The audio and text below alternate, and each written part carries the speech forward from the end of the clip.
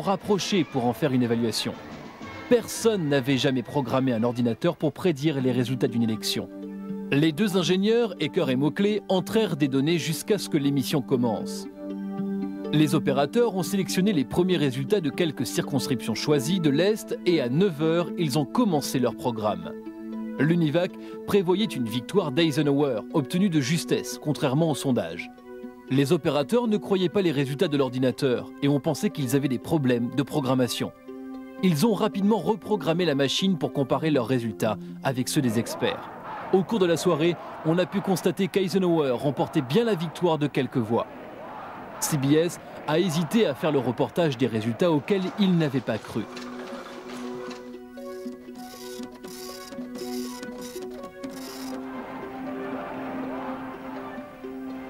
My friends, it is trite to say that Après le succès de l'UNIVAC, des compagnies diverses ont commencé à voir de l'avenir dans le développement des ordinateurs. De nouvelles compagnies comme Boro ou des anciens géants commerciaux comme General Electric se sont lancés dans le commerce des ordinateurs.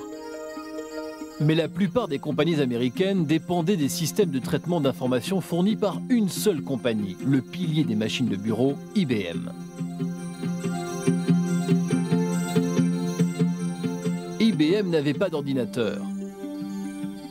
Le directeur d'IBM, Thomas Watson Sr., un homme d'affaires réputé qui était déjà âgé, n'était pas tout à fait charmé à l'idée de participer au développement extrêmement coûteux des ordinateurs.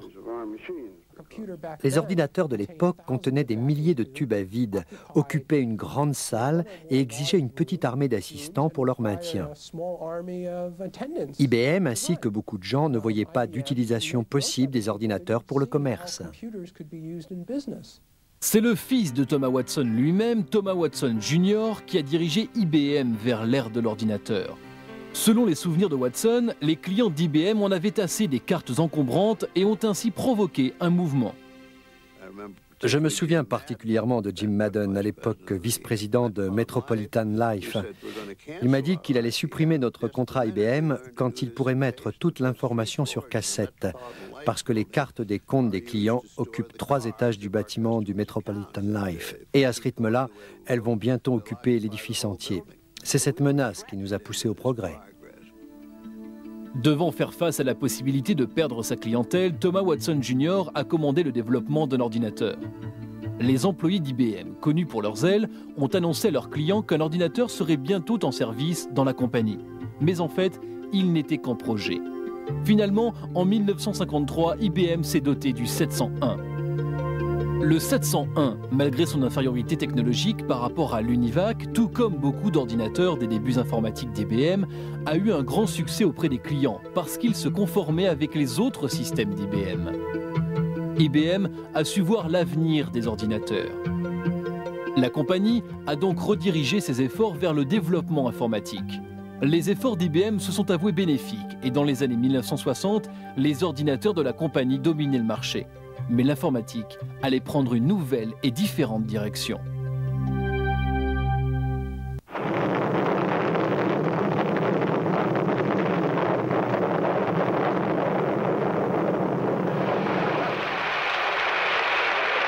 We choose to go to the moon in this decade and do the other things, not because they are easy, but because they are hard. En 1961, les États-Unis étaient en concurrence avec la Russie dans la course pour l'espace. « 1961, une année de réalisation pour les scientifiques soviétiques dans la course de l'espace. Yuri Gagarin fut le premier humain à effectuer le tour de la Terre. Des foules assemblées sur la place rouge de Moscou ont rendu hommage à ce cosmonaute de 27 ans. Quand les ingénieurs de la NASA ont commencé à planifier une mission lunaire, ils se sont rendus compte qu'un ordinateur d'une puissance telle qu'il serait de la taille d'une salle devait se trouver à bord. Ils se sont donc demandé si l'on pouvait construire un ordinateur d'une taille si petite. Le premier pas vers la miniaturisation des ordinateurs avait déjà été fait le 23 décembre 1947, alors que 3 scientifiques des laboratoires Bell, William Stockley, Walter Barathein et John Bardeen, avaient inventé le transistor. Fait de silicium, un semi-conducteur, le transistor pouvait remplacer les grands tubes à vide des ordinateurs. En comparaison avec les tubes à vide, les transistors étaient de taille très réduite, fonctionnaient avec peu d'électricité et produisaient peu de chaleur. Cette découverte était d'une telle importance que les 3 inventeurs du transistor ont obtenu le prix Nobel. Un ordinateur qui pourrait faire le voyage aller-retour de la Terre à la Lune aurait besoin de milliers de transistors qui, malgré leur petite taille, n'étaient pas encore assez petits. L'étape suivante de la miniaturisation a eu lieu en 1959, lorsque Robert Noyce et Jack Kilby, des ingénieurs travaillant pour des producteurs rivaux de transistors, ont indépendamment fait des innovations qui ont mené à la même idée révolutionnaire. Tout un réseau d'éléments électroniques, les transistors, les éléments à composer, les résistances, les capacités seraient incorporés dans une seule microplaquette en silicium. Cet apport ingénieux dans le côté électronique du fonctionnement était appelé le circuit intégré. Il avait la puissance d'un ordinateur de 14 kg fait le transistor.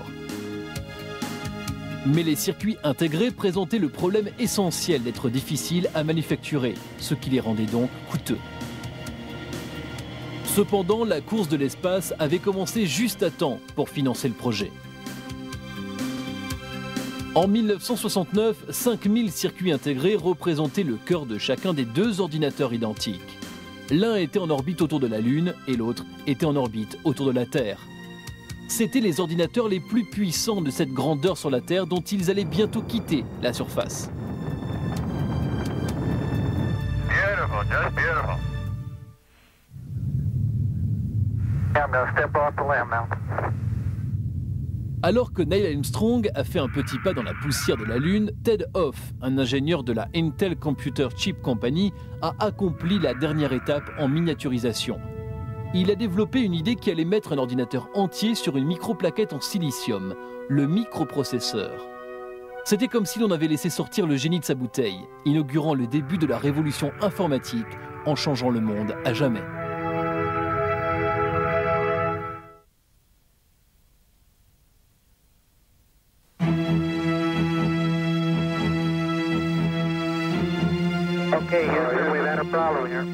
Apollo 13, le 3e essai d'alunissage, venait juste de perdre 2 cellules de carburant et laisser s'échapper de l'oxygène dans l'espace, à 300 000 km de la Terre. Bientôt, le 2e réservoir à oxygène allait commencer à perdre de la pression. Les astronautes allaient périr, à moins de pouvoir aligner avec précision leur vaisseau spatial et d'envoyer leur fusée pour se propulser en orbite autour de la Lune et de retour sur Terre. Un élément critique de cet alignement était constitué par les directions produites par l'ordinateur ultra perfectionné d'Apollo. On a calculé une nouvelle trajectoire. Le lancement de la fusée qui seule pouvait sauver Apollo a été effectué et l'équipage d'Apollo 13 est miraculeusement revenu sur Terre grâce à l'aide de leur petit et puissant ordinateur. Peu avant le départ d'Apollo 13, un des ingénieurs d'Intel, Ted Hoff, avait trouvé une idée ingénieuse qui a amené cette popularité. Hoff devait construire 12 circuits intégrés différents pour fabriquer une calculatrice de poche japonaise. Il a suggéré de mettre l'ensemble du système d'intégration sur une puce et de la programmer comme un ordinateur. Intel a développé cette idée et dès 1970, ils avaient obtenu un modèle de microprocesseur qui fonctionnait. C'était l'invention non seulement des circuits intégrés, mais d'un type particulier de circuit intégré, le microprocesseur, qui a rendu possible l'obtention des ordinateurs personnels que l'on a aujourd'hui. Environ de la taille d'un grain de café, le microprocesseur contient de nombreux éléments présents dans les ordinateurs, comme un centre de contrôle, une horloge et un espace où les données peuvent être stockées et modifiées. Le traitement d'informations allait devenir très abordable et très compact. Dans les années 70, 2 amis, Stefan Wozniak et Steve Jobs, se sont mis à manufacturer un petit ordinateur dans un garage à Palo Alto. Steve Jobs avait abandonné ses études au collège. Mais il était différent de la moyenne. Il était très intelligent et possédait beaucoup d'expériences pratiques. Il était aussi extrêmement ambitieux. Mais peut-être le plus important était qu'il connaissait l'autre